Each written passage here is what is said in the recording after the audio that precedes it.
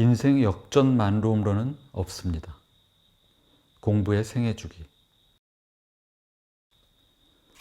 다시 태어나고 싶은 생각 같은 것은 없다. 한 번의 생으로도 충분하다. 그 한 번 산다는 일에 생애주기가 있듯이 공부에도 생애주기가 있다.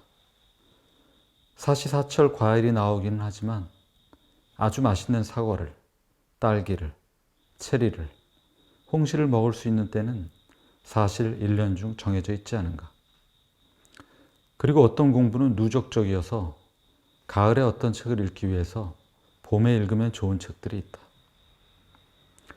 물론 이것이 연장자가 더 나은 견해를 가졌을 거라는 말은 아니다. 혹시라도 그런 생각을 하는 사람이 있다면 소명으로서의 정치에서 막스 베버가 한 말을 들려주고 싶다. 토론하면서 출생증명서에 생년월일을 들먹이며 이기려 드는 상대를 나는 참아본 적이 없다. 상대가 20살이고 나는 50이 넘었다는 사실 하나로 내가 더 성취하고 더 배웠다고 할 수 없다. 나이가 문제가 아니다. 관건은 삶의 현실을 직시할 수 있는 단련된 실력, 삶의 현실을 견딜 수 있는 단련된 실력, 내면으로 감당해낼 수 있는 단련된 실력이다. 어렸을 때는 행운이 있기를 바란다. 그 시절만큼은 존재한다는 것 자체가 어떤 쾌감일 수도 있다는 생각을 가끔 할 수 있기를 바란다.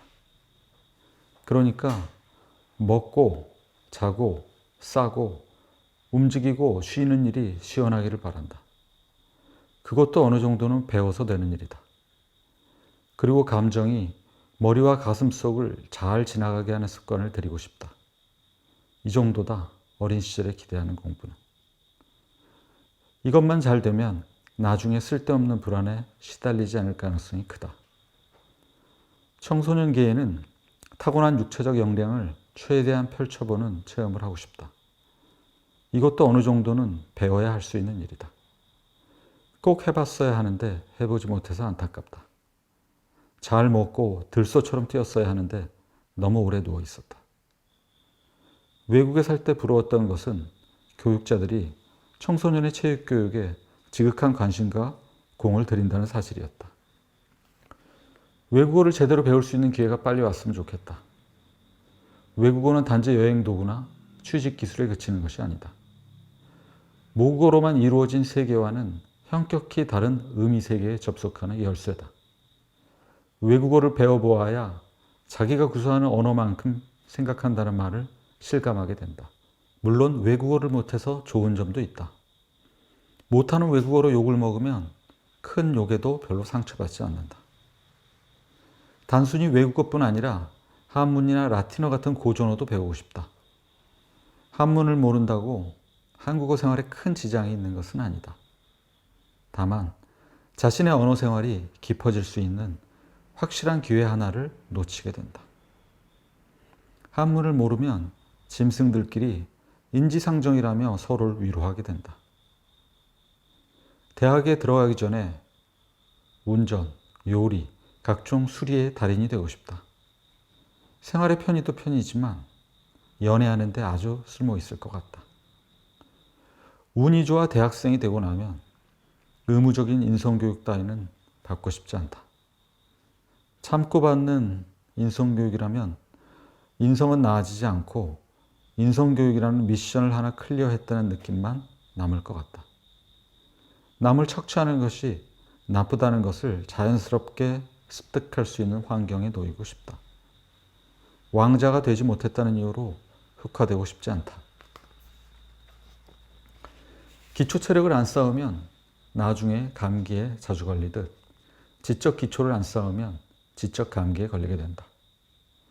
그래서 운 좋게 대학에 들어갔다면 읽기, 쓰기, 말하기, 듣기를 고루 잘 배우고 싶다. 양방, 양적 방법론, 질방, 질적 방법론. 이 두 가지는 좀 나중에 배워도 된다. 일단 썰방, 말하고 쓰는 법을 잘 배워야 한다는 학교 전설이 있다. 설득할 줄 알고 설득당할 줄 알기를 바란다. 자신이 틀렸다는 게 판명되었다고 갑자기 미친 척해서 모면하려 들지 말기를 바란다. 단 한 번이라도 좋으니 아주 최고급의 교양 강의를 들어보고 싶다. 들으면서 샘물 같은 기쁨을 느껴보고 싶다.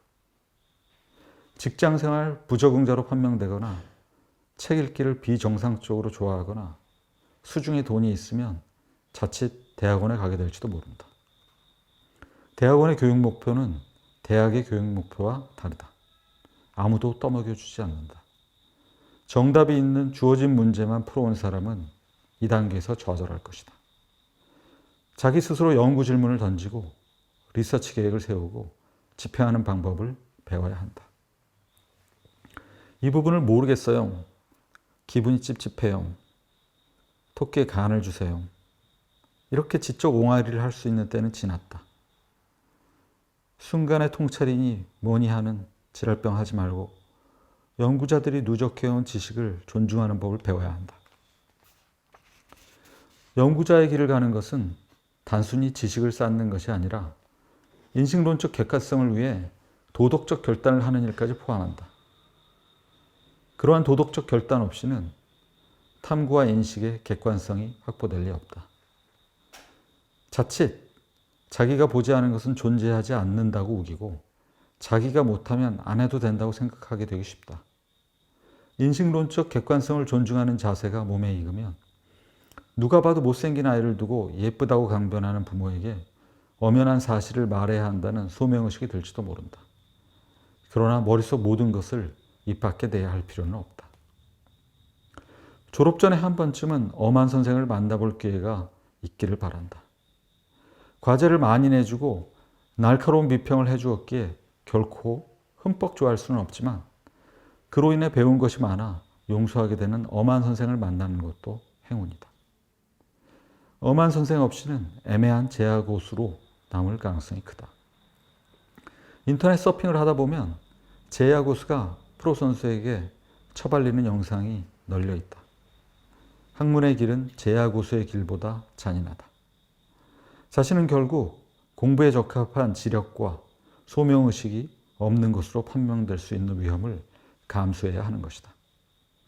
그러나 위험을 감수하지 않는 장기 프로젝트는 없다. 그러다 보면 중년이 된다. 이때 조심해야 한다.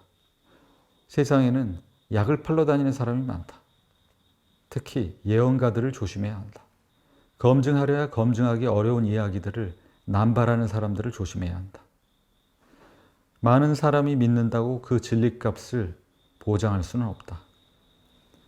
프랑스 소설가 아나톨 프랑스가 말하지 않았던가. 헛소리를 믿는 사람이 아무리 많아도 그것은 여전히 헛소리라고. 그동안의 무식을 일거에 날려버릴 벼락 같은 통찰, 일종의 인생 역전 말론론을 치게 해주겠다는 약장수들을 조심해야 한다.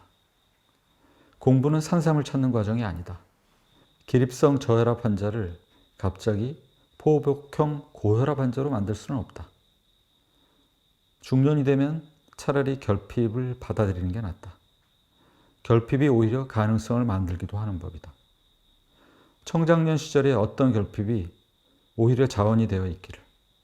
그래서 결핍으로 고통받기는 했지만 결핍이라는 것을 아예 모르고 사는 인생이고 싶지는 않았다고 나직하게 중얼거릴 수 있기를 바란다. 노년이 되면 체력이 현격히 저하된다. 그때 가서 새삼 구해야 할 나라 같은 게 있으면 너무 피곤할 것 같다. 꾸준히 공부해왔다면 공부가 이미 습관이 되어 있을 것이다. 공부를 하기 위해 매번 결단을 내릴 필요는 없을 것이다. 결단에 필요한 에너지를 절약하여 나보다 어린 사람들에게 적극적으로 배우는 거다.